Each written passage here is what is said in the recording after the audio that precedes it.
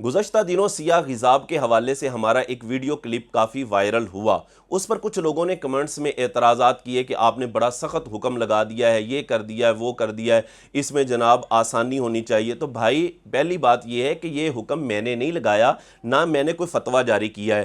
یہ حکم، یہ فتویٰ ہمارے اکابرین نے جاری کیا ہے کہ سیاہ غضاب لگانا مطلقاً ناجائز اور حرام ہے۔ سیاہ غضاب کے علاوہ آپ کوئی سے بھی کلر کا غضاب لگا سکتے ہیں۔ سیاہ غضاب صرف ایک مقام پر لگانا جائز ہے اور وہ ہے جہاد، یعنی مجاہدین اگر جہاد پر جا رہے ہیں اور ان کے بال سفید ہو چکے ہیں تو ان کے لیے یہ اجازت ہے کہ وہ اپنے بالوں کو کالا کر سکتے ہیں۔ اس کے علاوہ کسی کے لیے بھی اجازت نہیں ہے کہ وہ اپنے بالوں کو کالا کرے، تو وہ کالا نہیں کر سکتے۔ اس کے علاوہ کوئی سا بھی کلر آپ لگا سکتے ہیں۔ یہ فتویٰ کس نے جاری کیا؟ یہ فتویٰ جناب اعلیٰ حضرت امام احمد رضا خان علیہ رحمت الرحمن نے فتاوی رضویہ کی جلد نمبر 23 صفحہ نمبر 495 پر آپ نے یہ پورا رسالہ تحریر فرمایا ہے، جس میں آپ نے احادیث سے اس بات کو ثابت کیا ہے کہ اپنے بالوں کو کالا کرنے والا شخص ناجائز اور حرام کا مرتکب ہوگا،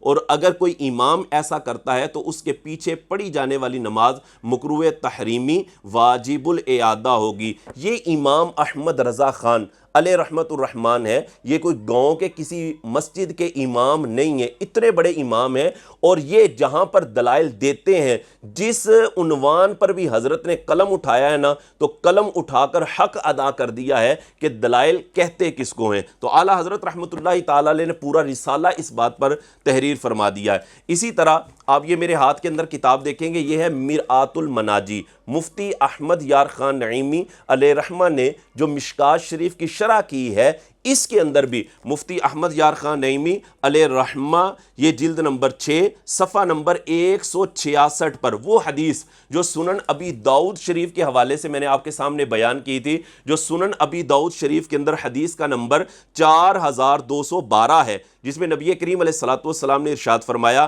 لا یریحون رائحۃ الجنہ، جو اپنے بالوں کو کالا کرے گا نا، حضور فرماتے ہیں وہ جنت کی خوشبو نہیں پائے گا۔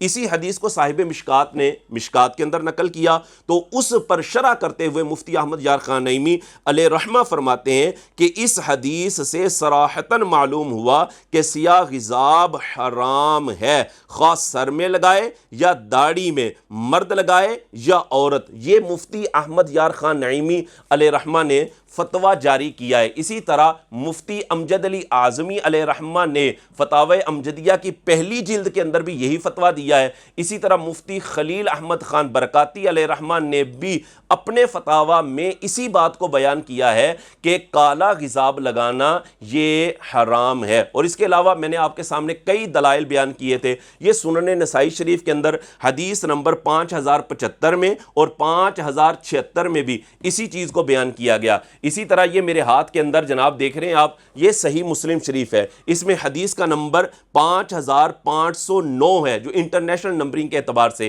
اسی طرح مسند امام احمد بن حنبل کے حوالے سے میں نے آپ کے سامنے حدیث بیان کی تھی، جس میں اسی چیز کو بیان کیا تھا کہ نبی کریم علیہ السلام نے ارشاد فرمایا کہ کالا غضاب نہیں لگانا، اس کے قریب بھی نہیں جانا۔ یہ ساری احادیث میں نے آپ کے سامنے بیان کی۔ کچھ لوگ کہہ رہے تھے جی فلاں نے لگایا ہے، فلاں نے لگایا ہے، فلاں نے لگایا ہے، تو اس بارے میں یہ بات یاد رکھنی چاہیے کہ جب احادیث اور آثار صحابہ کے درمیان آپس میں تعارض ہو جائے، ٹکراؤ ہو، تو کس کو ترجیح دی جاتی ہے؟ یہ کسی سے پوچھئے گا کہ احادیث کو ترجیح دی جاتی ہے۔ اور پھر دوسری بات یہ کہ جب قول اور عمل کے اندر آپس کے اندر تعارض ہو، ٹکراؤ ہو، تو کس کو ترجیح دی جاتی ہے؟ یعنی حدیث قولی کو دی جائے گی یا حدیث فعلی کو ترجیح دی جائے گی؟ جی آپ کو کوئی پڑھا لکھا آدمی ضرور بتائے گا کہ حدیث قولی کو ترجیح ہوتی ہے۔ اور پھر یہ جو کہا جاتا ہے جی فلاں حضرت نے لگایا تھا، فلاں حضرت نے لگایا تھا، تو بھائی ان کی توجیحات موجود ہیں کہ وہ وقت جہاد تھا، اور جہاد پر جانے کے لیے مجاہد کو اجازت ہوتی ہے